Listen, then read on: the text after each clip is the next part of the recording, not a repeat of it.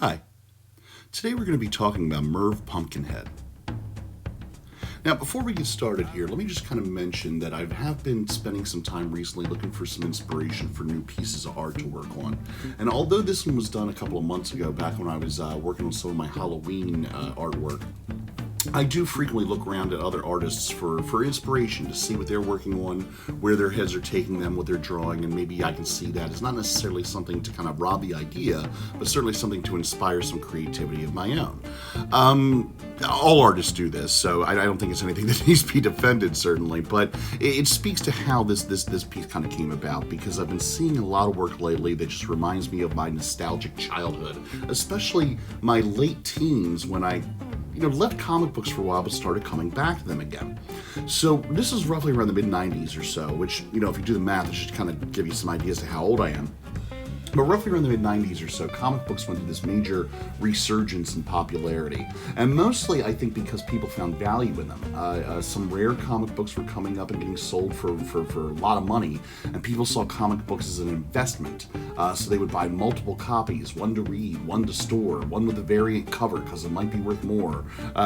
Rhyming not intentional there or anything, but that was kind of the thing. And the bottom fell out of that eventually. It wasn't a very lucrative business model by any stretch of the imagination, but it did create this huge resurgence in comic book popularity, which I think probably led to the movies becoming very popular. The Marvel movies that have come out recently and stuff like that. It was a long time coming, but we got there. So this brings us back to Merv Pumpkinhead. Merv Pumpkinhead is a character of a comic book that was a real piece of literature as far as I was concerned.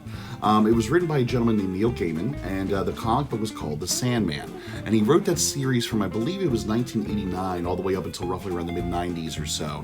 And it was probably one of the most profound pieces of literature that I think that I've ever read, and I still go back to it occasionally and reread it. And I think that's really where that interesting story kind of comes in.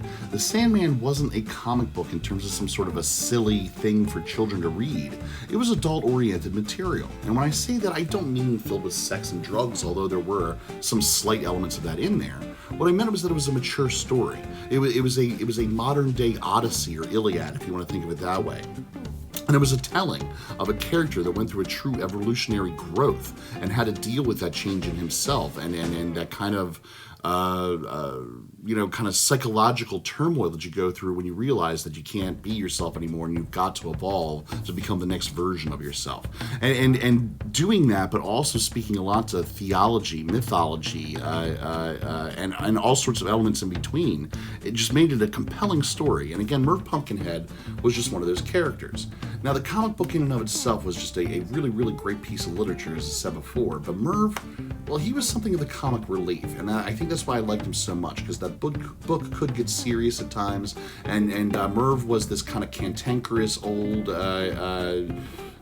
kind of boisterous spirit that really was just one of those guys that kind of came in and complained about everything, but he did it in such a lighthearted and good-natured way that you couldn't kind of help but love him.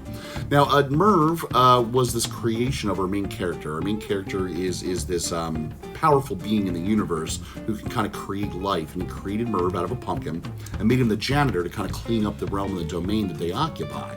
And so Merv's problem here is that he's kind of like the blue-collar worker that gets no respect. And there's always more work for him to be done because somebody is always making a mess somewhere.